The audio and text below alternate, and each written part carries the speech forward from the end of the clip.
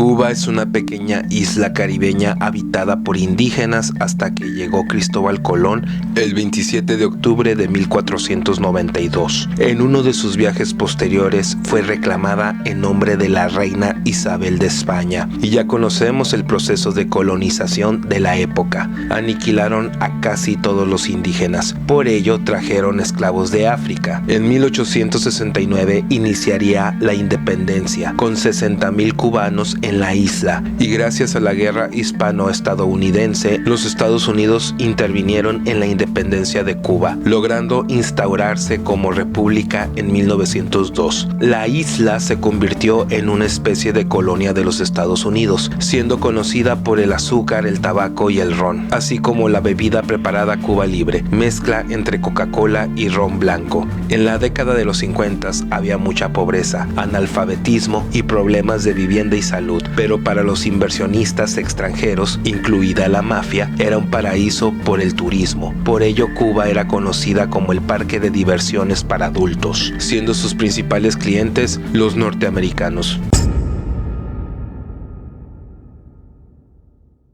Fidel Alejandro Castro Ruz nació en Virán, Cuba, el 13 de agosto de 1926, siendo un hijo ilegítimo de un gallego terrateniente llamado Ángel Castro Argiz, quien tuvo un amorío con Lina Ruz, la hija de una de sus sirvientas. Ángel Castro estaba casado con María Luisa Argota. Por ese motivo, para esconder no solamente a Fidel, sino al resto de sus hijos ilegítimos, entre ellos su hermano Raúl, el gallego los envió a vivir con sus amigos Hippolyte Hibert y su esposa Emerciane en el cónsul haitiano en Santiago. Fidel tenía 4 años y comenzó a estudiar padeciendo hambre y pobreza.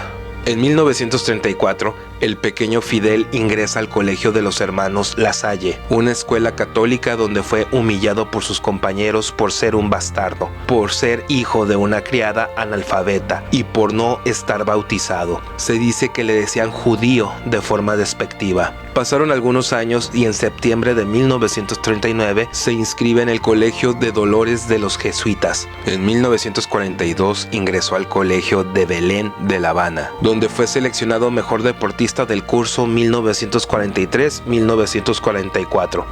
En 1943, Fidel es reconocido como hijo legítimo de Ángel Castro y 2 años después termina el bachillerato.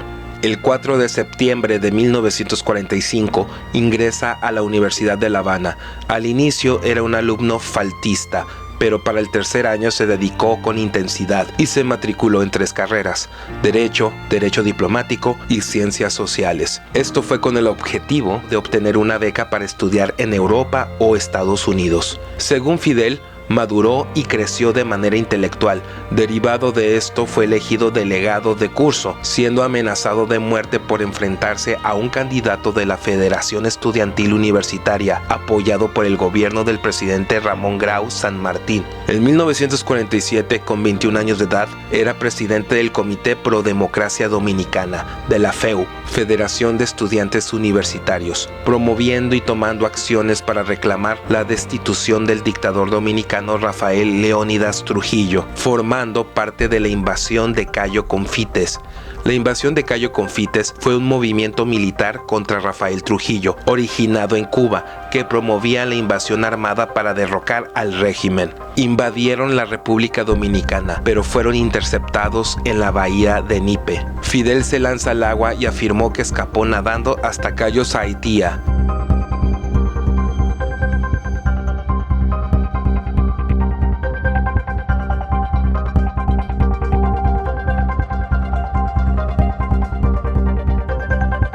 El periódico Hoy, órgano del Partido Socialista Popular, calificó de gángster a Fidel Castro por sus acciones y proceder. En 1948, con el apoyo económico del general Juan Domingo Perón, así es, el dictador argentino que en ese entonces se encontraba en el poder por la Revolución del 43, que en realidad fue un golpe de Estado, Fidel Castro viajó a Caracas y a Panamá como delegado de la FEU, a la Confederación Interamericana de Estudiantes, la cual se llevaría a cabo en Bogotá, Colombia, como contrapeso a la 9ª Conferencia Panamericana. El 9 de abril, Fidel tenía una cita con Jorge Eliezer Gaitán Ayala, candidato a la presidencia de Colombia por el Partido Liberal, siendo esa misma tarde asesinado por Juan Roa, dando inicio a El Bogotazo, una serie de disturbios a consecuencia de este asesinato, donde el asesino fue linchado por la muchedumbre. Luego arrastraron su cadáver hasta la casa de Nariño, residencia del presidente de Colombia. Posteriormente vinieron protestas y manifestaciones en varias regiones del país, desencadenando la violencia. Fidel regresa a Cuba y se casó con Mirta Díaz Balart, una mujer calificada como burguesa y estudiante de filosofía. Tuvieron su luna de miel en Nueva York. El 15 de septiembre de 1949, Fidel se convierte en papa y al siguiente año, en 1950, obtiene su diploma en leyes. En junio de 1952, Fidel Castro es candidato independiente por el Partido Ortodoxo a la Cámara de Representantes del Congreso cubano, pero en ese periodo hubo golpe de Estado encabezado por el general Fulgencio Batista, derrocando al gobierno de Carlos Prío Socarrás, y se anularon las elecciones. El gobierno norteamericano reconoció el golpe de Estado. En este contexto, Fidel hace uso de sus contactos con la juventud del Partido Ortodoxo para liderar a un grupo de jóvenes. Fidel ya estaba fuertemente influenciado por las ideas de Marx, Lenin y José Martí, poeta y político cubano, héroe de la independencia. Incluso me atrevo a decir que Batista le dio el ejemplo de que solamente con armas te puedes hacer escuchar. Con esta idea en la mente, el 26 de julio de 1953 fue al cuartel Moncada de Santiago de Cuba, con el mismo grupo que encabezaba gracias al Partido Ortodoxo. La idea era tomar el cuartel a la fuerza. Su estrategia era sencilla y pensaba que podría ayudar al levantamiento en armas del pueblo cubano. Llegaron armados y disfrazados de sargentos, pero con una diferencia de zapatos para distinguirse. La operación, que agrupó 83 jóvenes, fue un rotundo fracaso. La historia oficial dice que fue una epopeya, una gesta heroica, una acción revolucionaria y gloriosa sin igual. Pero Ríos, en su libro Lástima de Cuba, afirmó la verdad histórica, que se trató de una gran estupidez, una locura de jóvenes desorientados influenciados por John Wayne y Superman. A pesar de eso, el acto fue ovacionado por gran parte de los cubanos que odiaban a Batista, aunque cabe resaltar que los cubanos que decían ser comunistas odiaban a Fidel. Muy pocos conocían la ciudad de Santiago, nadie conocía el cuartel por dentro, solo 8 sabían para qué los habían citado, y aún así aceptaron participar. Murieron 51 rebeldes y 19 soldados. Castro huye a Sierra Maestra con algunos hombres y lo detienen. Fidel es juzgado y condenado a 15 años de trabajos forzados, y este dice: no importa, la historia me absolverá en cuanto yo la escriba. A casi 2 años del ataque, en mayo de 1955, Batista lo pone en libertad, quien no lo consideraba peligroso sino un estudiante revoltoso, siendo ese mismo año en el que se separa de Mirta, su primera esposa. Se va a México para organizarse y hacer la revolución. Es cuando conoce a Ernesto Guevara, el Che. Arturo Durazo Moreno, mejor conocido como el Negro Durazo, figura histórica y emblemática de la corrupción policíaca en México, era agente de la Dirección Federal de Seguridad en aquel entonces. Una de sus tantas leyendas negras cuenta que Durazo entró en contacto con la subversión revolucionaria, pues detuvo a Fidel Castro y a Ernesto Guevara. Populares eran los métodos de tortura de la policía capitalina, como aplicar descargas eléctricas y sumergir a los detenidos en agua. José González González, quien fuera escolta del Negro Durazo, afirmó que su principal presumía haber torturado a Fidel y al Che. Durazo comentó a su asistente: hubieras visto, hasta los ojitos se les botaban a los cabrones y la cerilla se les salía por las orejas. González, en su libro Lo Negro del Negro Durazo, escribió: siempre se jactó de haber vejado a los dos personajes. Decía que les había metido un palo de escoba por el ano.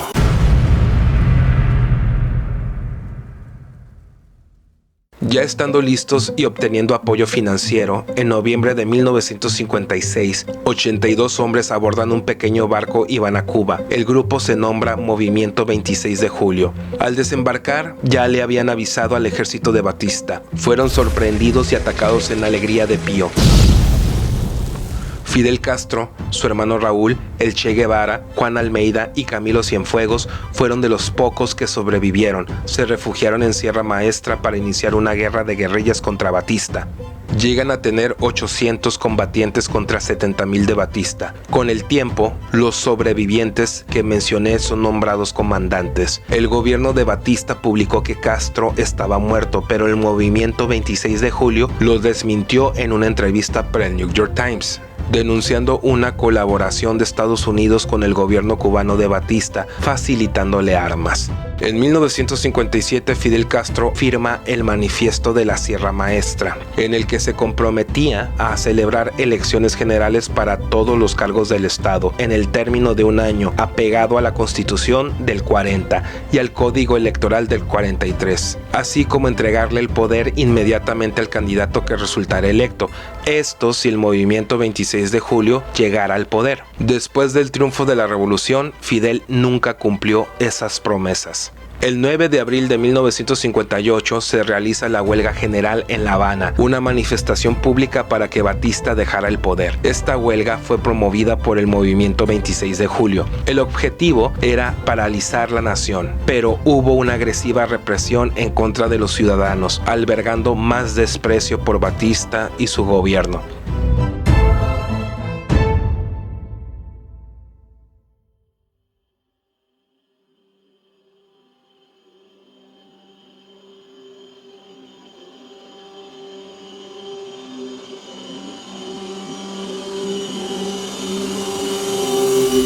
Después de avanzar por Cuba ganando simpatizantes, reclutas y batallas, el 1 de enero de 1959 se proclama el triunfo de la Revolución de los Barbudos y Batista huye a Trujillo. Estados Unidos le niega asilo político. El 5 de enero, el nuevo presidente impuesto por Fidel, Manuel Urrutia, designa al liberal José Miró Cardona, también impuesto por Fidel, como primer ministro, quien estaría al frente de un gobierno de transición. El 8 de enero, Fidel hace su entrada triunfal a La Habana. Es nombrado por Urrutia como comandante en jefe de las Fuerzas Armadas y tiene la tarea de reorganizar los institutos armados de Cuba. Da un discurso y algunas mujeres del movimiento lanzan una paloma, la cual se posa en el hombro de Castro, pensando que esto es un buen augurio.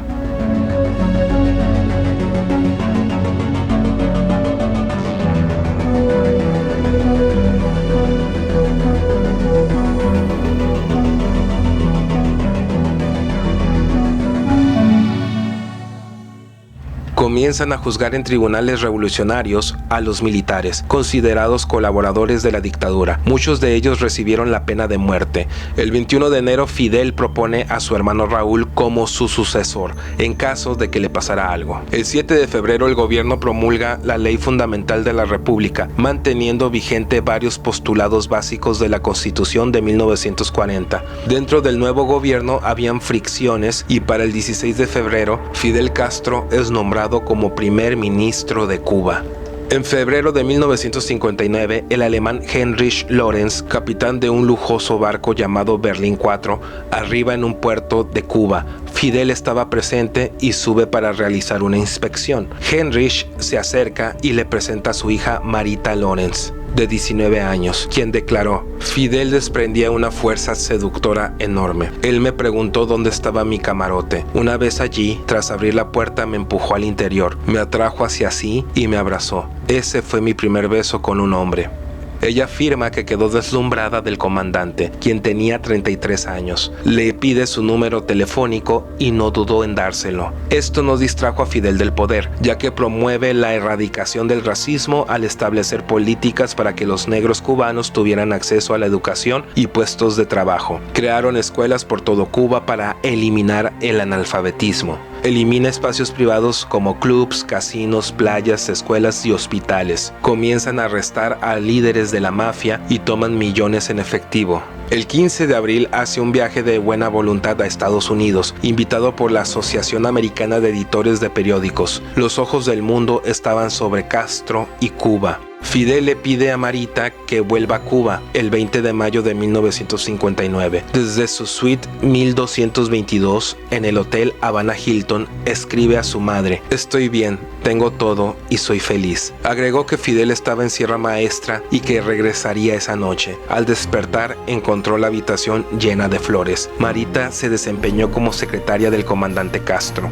Por aquellos meses, Celia Cruz era muy popular por ser vocalista de la Sonora Matancera. Estando en una fiesta de un empresario, llega el comandante Fidel Castro. Celia contó que quería conocerla y por ello mandó a uno de sus subordinados a traerla ante su presencia. Esto debido a que Castro aseguraba que cada vez que limpió su fusil estando en Sierra Maestra, cantaba el tema Burundanga, el cual era interpretado por ella. La respuesta de Celia fue: a mí me contrataron para estar paradita junto al piano, si quiere que venga él. Fidel no fue.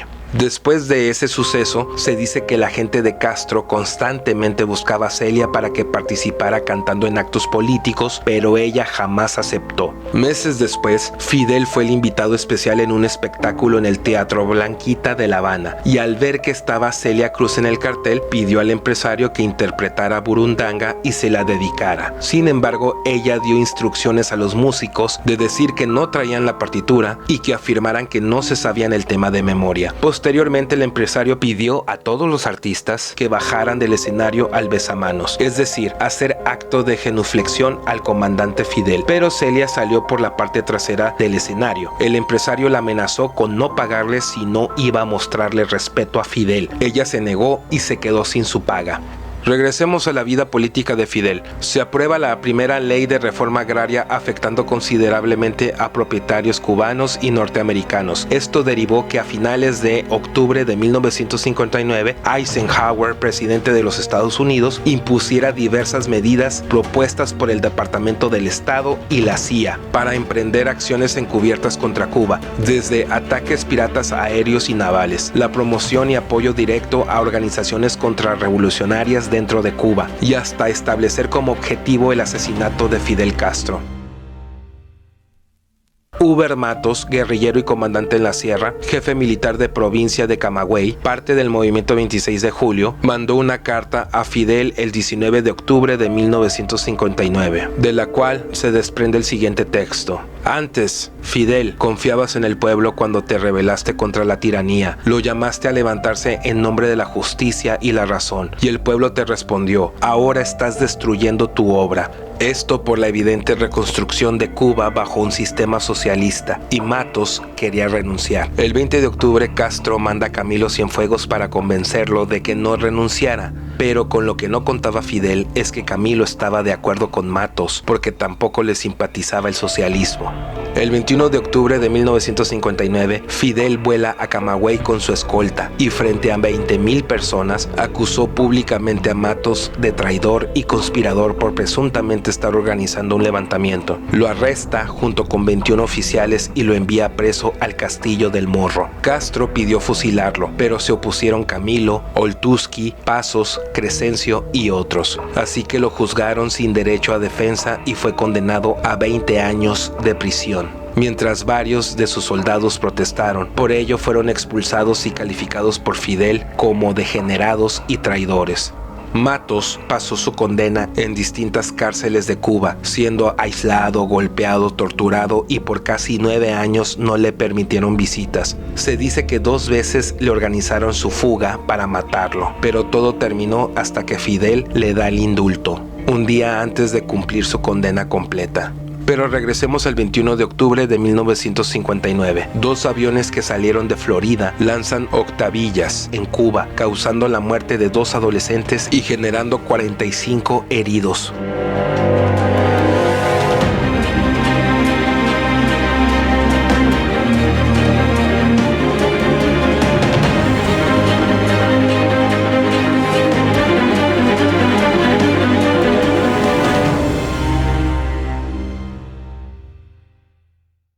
En octubre de 1959 muere Camilo Cienfuegos en un accidente aéreo al regresar a la capital de Camagüey. Eso es lo que dice la historia oficial cubana, aunque años después se asegura que Raúl Castro tenía animadversión por Camilo. Un testigo dijo ver la avioneta en la que viajó Camilo fuera de la Casa Grande y que Almeida le dijo que habían descubierto una presunta conspiración. Algunos aseguran que Fidel le temía a Camilo por tener un gran carisma con el pueblo cubano.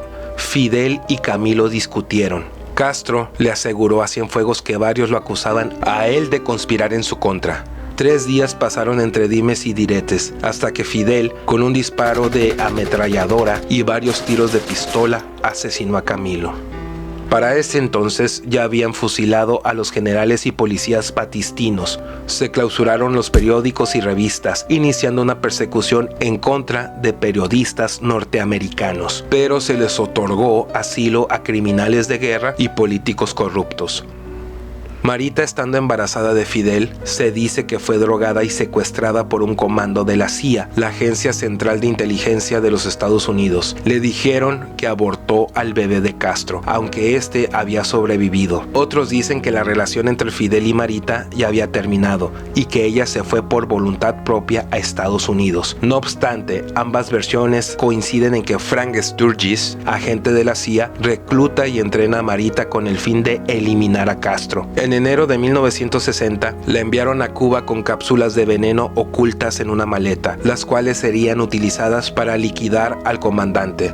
Se citaron en el Hilton de La Habana, donde vivía Fidel, mientras 2 agentes de la CIA que acompañaron a Marita la esperaban en el lobby del hotel. Ella iba escoltada por la guardia del comandante a su habitación. Al encontrarse a solas en el cuarto, Fidel le pregunta: ¿Has venido a matarme? Y ella, nerviosa, responde: sí. Fidel le dice: nadie puede matarme. Le entrega su arma calibre 45 y le dijo: pues haz lo que viniste a hacer, mátame. Ella respondió: no puedo, y terminaron haciendo el amor. Marita salió llorando de la habitación por miedo a lo que pudieran hacerle los agentes de la CIA. Huyó a los Estados Unidos y jamás volvió a ver a Castro. En el 2015, ella declaró que de lo único que se arrepiente en su vida fue no haberse quedado en Cuba con Fidel. Marita Lorenz falleció el 31 de agosto de 2019 en Alemania. En febrero de 1960, Anastas Mikoyan, viceprimer ministro de la Unión Soviética, visita Cuba y concede un crédito de $100 millones. Firma tratados para comprar azúcar y vender petróleo.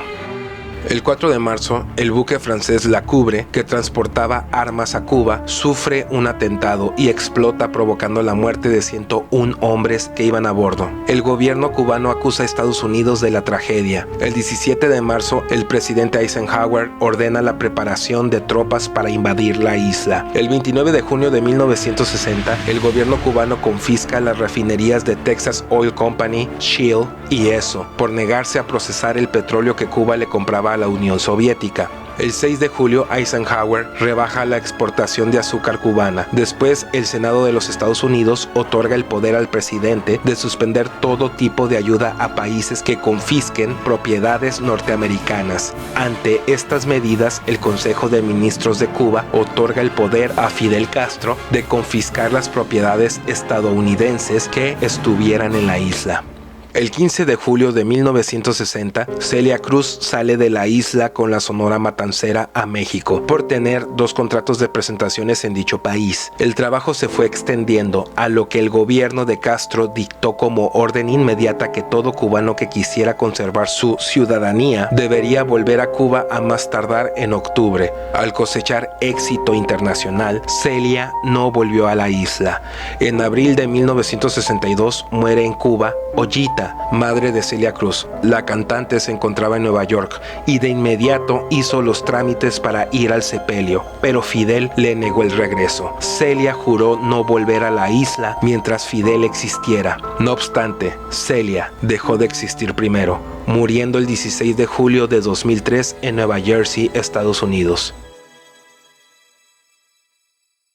El 6 de agosto de 1960, en el Estadio del Cerro, hoy latinoamericano, Castro anuncia la confiscación de un gran número de empresas norteamericanas. El 2 de septiembre, Fidel expone en la Plaza de la Revolución la primera declaración de La Habana como respuesta a la censura hecha a Cuba en la reunión de la OEA, Organización de los Estados Americanos, por establecer relaciones con la Unión Soviética, imponiéndole a Cuba un aislamiento diplomático con todos los países miembros excepto con con México. El 18 de septiembre, Castro viaja a Nueva York para acudir a la Asamblea General de las Naciones Unidas. Su primera intervención fue el 26 de septiembre, durante la sesión plenaria número 872, y obtuvo el récord del discurso más largo emitido en la ONU, con una duración de 269 minutos, es decir, 4 horas con 48 minutos. De regreso a la isla, el 28 de septiembre, Castro propone constituir un sistema de vigilancia colectiva revolucionaria, reunido ante una multitud en la Plaza de la Revolución. Así se crean los comités de defensa de la revolución, que su misión es detectar y denunciar a los enemigos de la revolución, o mejor dicho, de la dictadura cubana. El 15 de octubre, Castro ordenó confiscar propiedad urbana, afectando de nuevo los intereses norteamericanos. 4 días después, Washington respondió prohibiendo las exportaciones a Cuba, excepto algunos alimentos, medicinas y suministros médicos, pero para el 16 de diciembre se ejecutó el boicot total, no aceptando el azúcar de Cuba, y de manera oficial, el 3 de enero de 1961, Estados Unidos rompe relaciones diplomáticas con Cuba.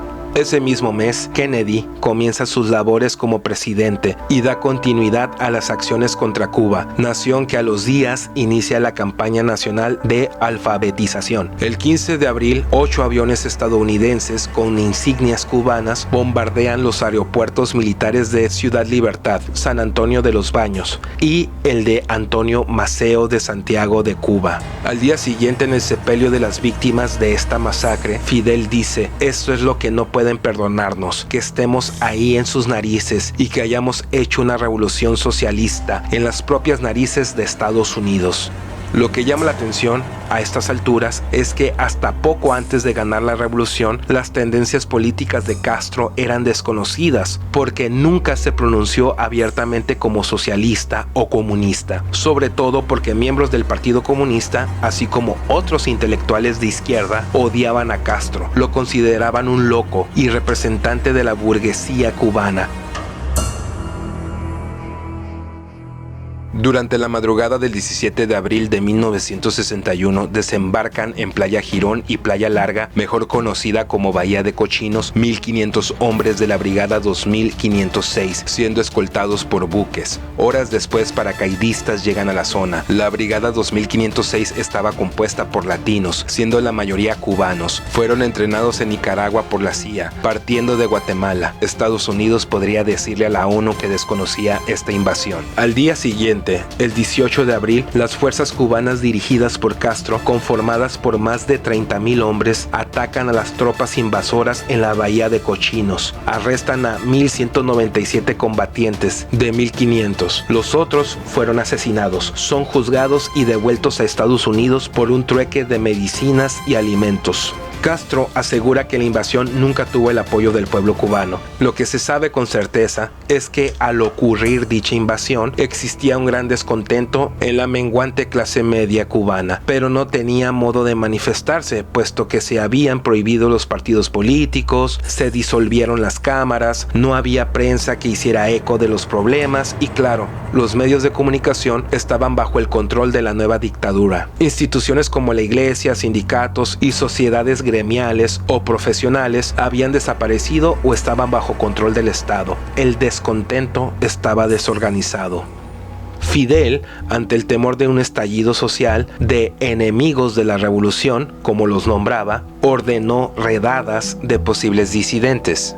Sin ninguna orden judicial o de arresto, más de 150,000 personas fueron detenidas en cines, estadios, iglesias y escuelas, pues las cárceles estaban sobresaturadas. Sufrieron claras violaciones a sus derechos humanos, siendo torturados, y solamente por una posible sospecha de no simpatizar con Fidel. A estas alturas, ¿quién chingados podría simpatizar con Castro? ¿Y qué pasaba con los obreros en Cuba? Fidel, por medio de leyes y decretos, suprimió las leyes de libertad de organización sindical, derecho de huelga, derecho de demanda o petición, la jornada máxima de 8 horas, el 7º día de descanso, elegir a sus representantes, descanso retribuido, fondos de retiro, vacaciones pagadas, elegir el trabajo, cambiar de trabajo, regulación del trabajo para menores, entre otras atrocidades. Fidel ordenó la lucha contra la iglesia en Cuba en en 3 frentes. 1. La expropiación de todas sus propiedades, como escuelas y conventos. 2. La aprehensión de todos los curas y monjas. 3. La posterior expulsión del país en barcos españoles. Pero se quedaron los religiosos, que prometieron no meterse en política. Ante el fracaso de Estados Unidos en la Bahía de Cochinos, el 30 de noviembre,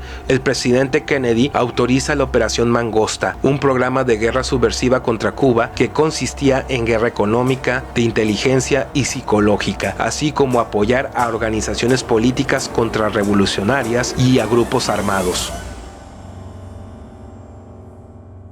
El 20 de octubre de 1961 se transmite por televisión en Estados Unidos el episodio The Mirror, El Espejo, de la serie The Twilight Zone, La Dimensión Desconocida. Dicho episodio tenía una clara referencia a Fidel Castro y a la Revolución Cubana. La sinopsis de Film Affinity es la siguiente. Tras una revolución en un país hispanoamericano, el general Ramos Clemente se hace con el poder. Antes de ser destituido, el antiguo presidente le advierte que tendrá que vivir con el temor a ser derrocado, traicionado y asesinado. Clemente pronto empieza a tener extrañas visiones a través de un misterioso espejo que le refleja imágenes de un futuro lleno de conspiraciones e intentos de asesinato contra él por parte de sus hombres de confianza.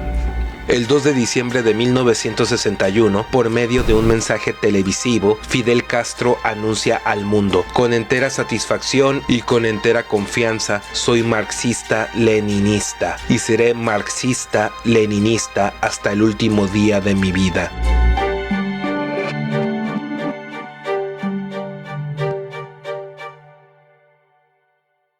El 31 de enero de 1962, la OEA expulsa a Cuba del grupo por la presunta incompatibilidad del gobierno cubano con el resto de las naciones por ser un gobierno marxista-leninista.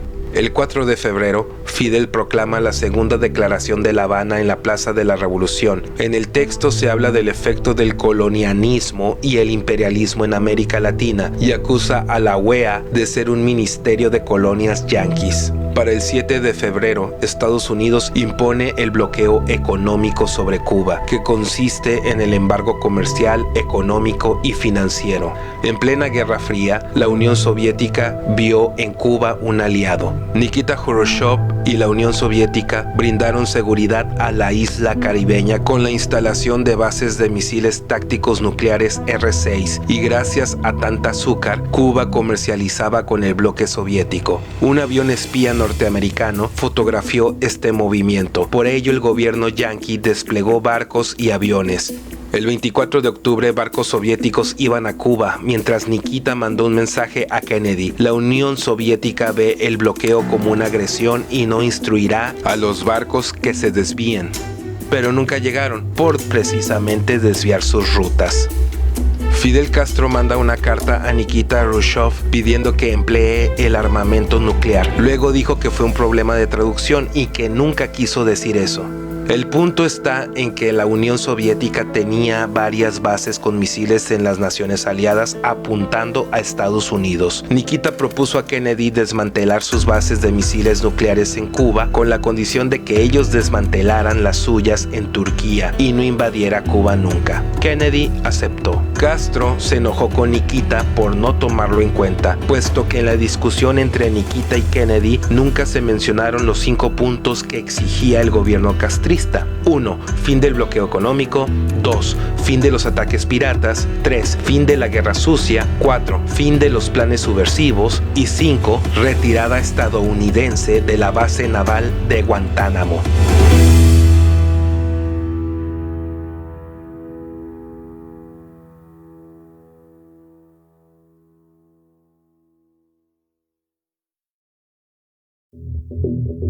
A partir del bloqueo comercial, Cuba estuvo aislado con los países del continente americano, excepto con México. Posteriormente, poco a poco, tuvo relaciones internacionales con varios países de América Latina.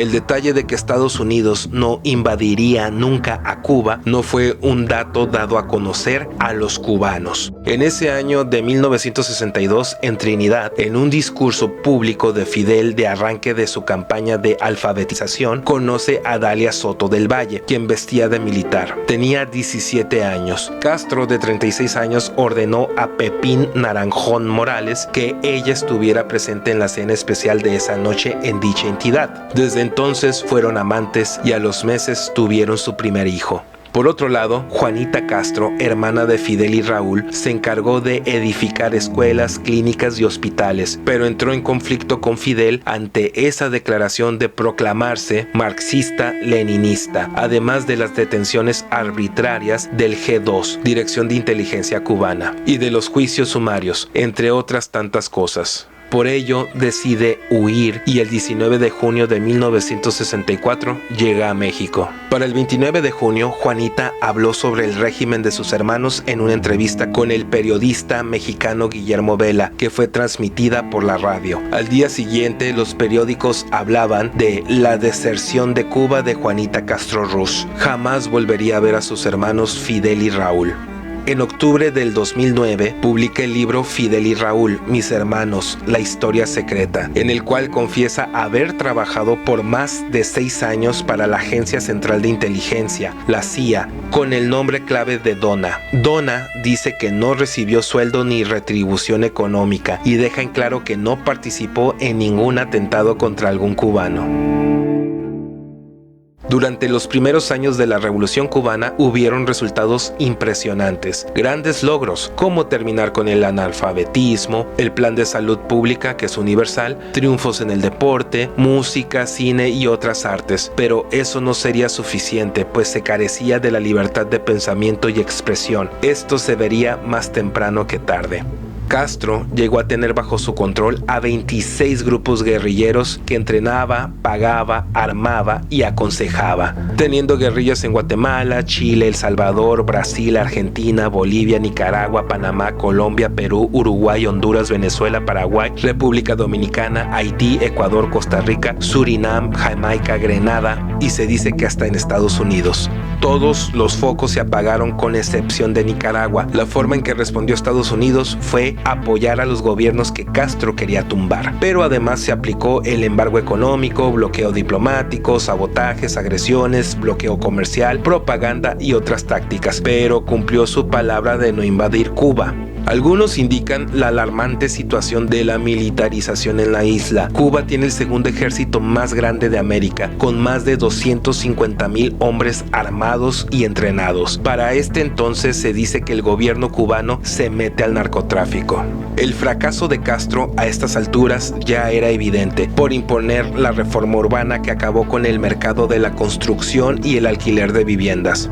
La reforma agraria que terminó por aniquilar la ganadería de la isla, la militarización del país que terminó con las reservas, planes especiales que acabaron con el arroz y el café, así como la industrialización fallida, como comprar 200 fábricas sin tener materias primas necesarias ni gente, así como la nacionalización al por mayor de todo negocio particular, que fue en 1968. Como resultado de toda esta serie de tropiezos, en 1962 se impone más racionamiento que para un esclavo negro en 1842 y para 1992 se redujo a la mitad. Castro culpa de esto al bloqueo económico. Entre 1959 y 1974, año en que el gobierno cubano decidió ya no dar a conocer cifras, se calcula que más de 600,000 cubanos han salido al exilio de la isla de forma legal. En 1965, el partido cambió su denominación por el Partido Comunista de Cuba, siendo Fidel elegido como secretario general. A Fidel le gustaba salir en la prensa norteamericana, pero en enero de 1967 destaca una entrevista para Playboy, a pesar de considerar a la pornografía como una lacra del capitalismo. Sin embargo, se dice que sabía lo que hacía, y esto era utilizar la publicación de Hugh Hefner para colar sus ideas a la clase media norteamericana. Posteriormente volvería a ser entrevistado para Playboy en 1985. El 9 de octubre de 1967 ejecutan a su compañero Ernesto Guevara en Bolivia, al tratar de organizar un levantamiento armado. Fidel le rinde un homenaje público durante la noche del 18 de octubre en la Plaza de la Revolución, junto con el presidente de Cuba, Osvaldo Dorticós Torrado, y varias autoridades cubanas, mostrando un cartel gigante con la mítica imagen del Che, que terminaría en camisetas como símbolo de revolución. Para 1975, si Cuba dependía fuertemente de la Unión Soviética, esta dependencia sería más extrema, pues la UEA se sumaron al bloqueo económico que inició Estados Unidos. Ese año tuvieron 175,000 visitantes extranjeros. Empiezan a focalizarse en el turismo para sobrevivir. Irónicamente, año con año aumentan el número de hoteles, restaurantes y centros vacacionales, a donde no pueden entrar los cubanos por ser área dólar. En 1976, Fidel Castro acumuló el título del presidente del Consejo de Estado, teniendo el poder absoluto sobre la isla caribeña. En 1980, Fidel Castro esposa por segunda vez, en esta ocasión con la docente Dalia Soto del Valle, su amante durante todos estos años, misma que no participaría en actos públicos. Formalizaron su relación por la muerte de Celia Sánchez, brazo derecho de Fidel, secretaria del Partido Comunista Cubano, y estuvo en guerra contra Batista, siendo lideresa de la Red de Campesinos. Falleció de cáncer en 1979, y Castro, al no tener voces femeninas cercanas, decide casarse con Dalia. El casorio fue civil, y ante la presencia de sus 5 hijos, Alexis, Alex, Alejandro, Antonio y Ángel, se dice que fueron nombrados con la inicial A por la fascinación que tenía Castro con Alejandro Magno. Con el descontento social y cubanos en el país del norte añorando tener a sus familiares cerca, en mayo de 1980 Castro abrió el puerto de Mariel con la aparente intención de dejar que se fueran los cubanos con parientes en Estados Unidos. En 72 horas llegaron aproximadamente 3,000 barcos yanquis, pero Castro forzó a los dueños de los barcos cargar con todos los cubanos ahí presentes. 124,799 fueron refugiados políticos en Miami, y se estima que alrededor de 25,000 tenían antecedentes penales, sin mencionar que también iban pacientes del hospital psiquiátrico. Con esa jugada, Castro se deshizo de posibles opositores y, claro, tendría menos bocas que alimentar. Este fue el contexto de la película Scarface de 1983, dirigida por Brian De Palma y escrita por Oliver Stone.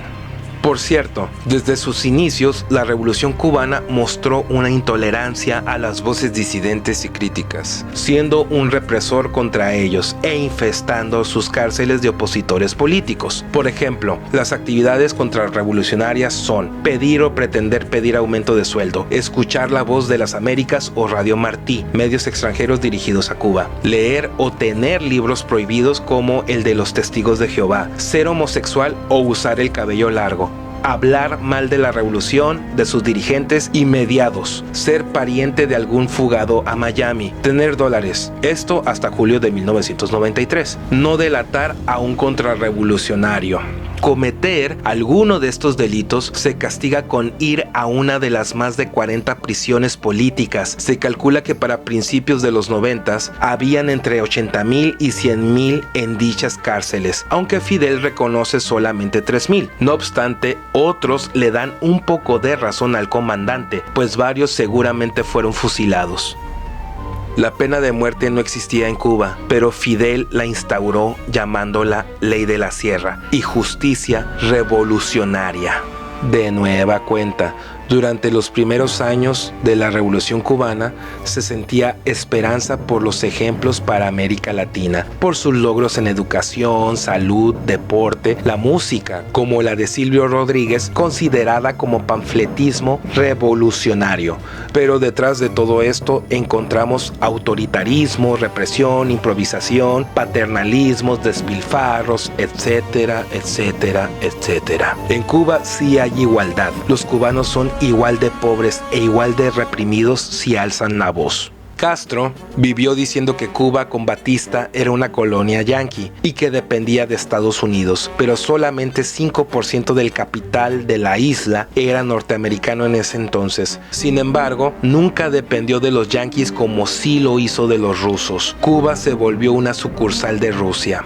En 1991 se disuelve la Unión Soviética, desapareciendo el principal padrino benefactor de Cuba. El modelo castrista se cae por el fracaso de las guerrillas, la desaparición de aliados políticos como Chile, Nicaragua, Grenada, Panamá y en México, Echeverría y López Portillo. Ante la miseria impuesta de Fidel, solamente le queda el poder de la palabra para el pueblo cubano. Y si eso no funciona, está el poder del fusil.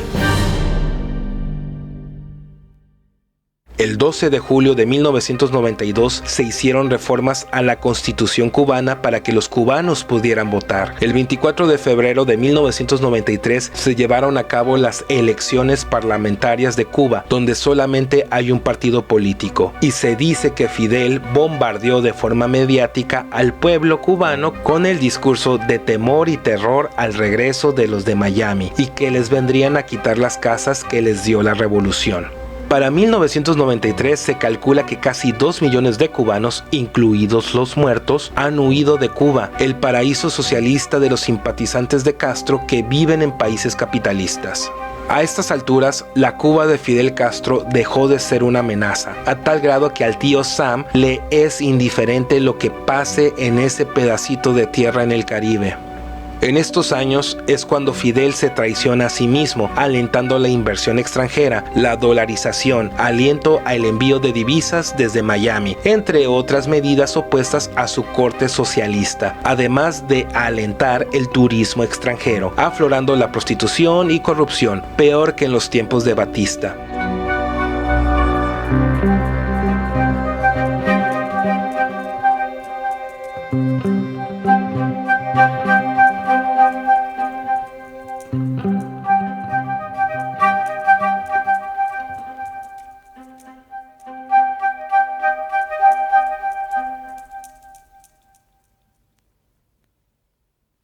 En 1999, el presidente norteamericano Bill Clinton amplió el embargo económico contra Cuba, prohibiendo a filiales extranjeras de compañías estadounidenses comerciar con la isla por valores superiores a $700 millones anuales. No obstante, para el 2000, Clinton autoriza la venta de productos humanitarios a Cuba. Durante el mes de octubre del 2000, Fidel encontró una nueva horda de dirigentes de izquierda opuestos al imperialismo norteamericano, siendo su principal aliado ideológico Hugo Chávez, presidente de Venezuela. Ambos firmaron un acuerdo para importar petróleo en ventajosas condiciones, pero tras los atentados del 11 de septiembre de 2001 en Estados Unidos, afectó el turismo a la isla y se tuvo que cerrar centros azucareros. Ya estando más viejo y terco, Fidel declaró al socialismo como irrevocable en una enmienda constitucional en el 2002, intensificando la persecución en contra de los disidentes. En el 2000 triunfa la oposición en México, el rústico Vicente Fox, quien sería el anfitrión de la Cumbre Extraordinaria de las Américas en Monterrey, Nuevo León, en abril del 2002, y sería protagonista de un bochornoso momento con Fidel Castro, ya que Fox era un lambiscón del entonces presidente de los Estados Unidos, George Bush hijo. Fidel Castro asistió, dio su discurso, comió y se fue antes de que llegara Bush. Estando en Cuba, Castro revela el audio de la llamada que tuvo con Fox. Pues llamándote por esta sorpresa que me llevé hace apenas un par de horas. Eso fue cuando me entero de tu pretendida visita acá a México. Y bueno, primero, antes que nada, yo quisiera pues decirte que esta conversación sea privada entre tú y yo, ¿estás de acuerdo? Sí, de acuerdo. Te recibió mi carta, ¿verdad? Sí, recibí tu carta hace apenas un par de horas.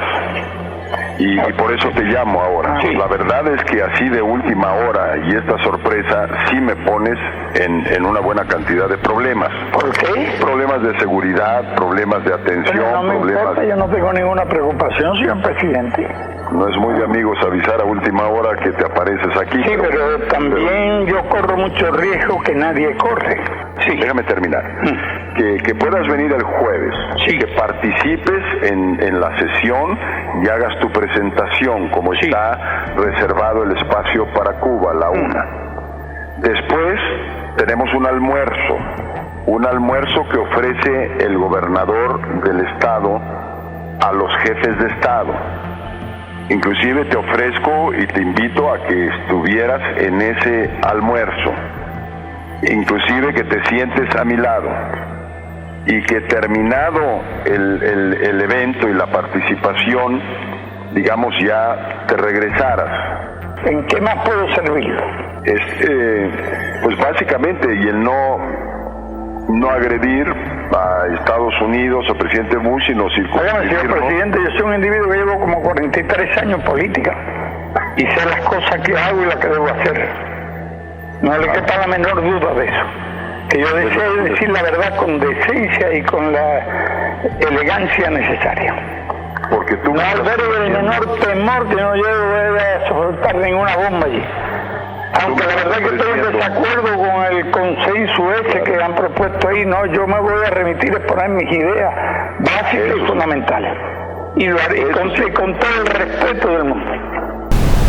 Yo creo que todos debemos de impulsar que Cuba salga de este sistema político carente de democracia, de las violaciones de derechos humanos.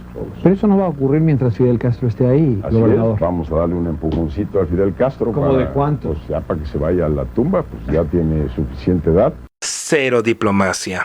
En junio de 2003, el programa de radio El Vacilón de la Mañana de Miami, Florida, transmitido por la emisora hispana El Sol 95.7 FM, le hacen una broma telefónica a Fidel Castro, diciendo que tenían al presidente Hugo Chávez en el teléfono. Esta fue su reacción al saber que fue una broma. Sí, estoy informado y absolutamente conforme. ¿Estás conforme con la mierda que ha hecho en la isla, asesino? Enrique Santos y yo Ferrero desde Miami, El Sol 95.7. ¿Caíste? ¿En qué caí, come mierda? Enrique Santos y yo Ferrero desde Miami. Te está escuchando todo Miami. ¿Qué nos tienes que decir? Mariconzón. ¿Qué nos tienes que decir? Yo ni cojones. ¿Qué nos tienes que decir? No he oído nada. Vete para el coño de tu madre. Todo Miami te está escuchando, Fidel Castro.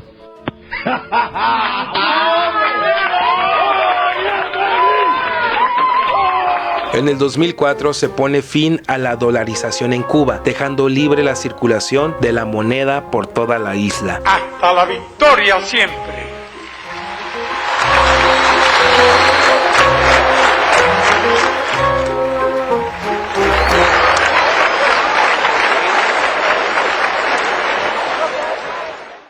Se publica una entrevista en Playboy en enero de 2004 a Joaquín Salvador Lavado, mejor conocido como Quino, el caricaturista creador de Mafalda. En dicha entrevista menciona que visitó 8 veces Cuba, siendo su último viaje en 1997. Mencionó que conoció a Fidel, quien tiene una fama de una memoria extraordinaria, y cada vez que se lo presentaban, le preguntaba ¿quién tú eres, chico? Varios colegas suyos le mencionaron que Fidel se molestó por algunas tiras donde lo mencionaba, siendo la principal sospechosa de su enojo esta. Eran tiempos en que el gobierno de Argentina afirmaba que todo lo que decía Fidel Castro era malo, y por ello Mafalda, quien odia la sopa, arremetió haciendo la siguiente pregunta retórica: ¿por qué ese cretino de Fidel Castro no dice que la sopa es buena? Esto con el fin de que prohibieran la sopa. En una ocasión, Quino visitó la redacción de DDT, una legendaria revista cubana de historietas. En la recepción oficial con Fidel Castro presente, a la cual fue invitado Quino, vino, se tomó un par de mojitos y después de que le volviera a preguntar, chico, ¿quién tú eres?, el popular caricaturista se atrevió a preguntarle lo siguiente: comandante,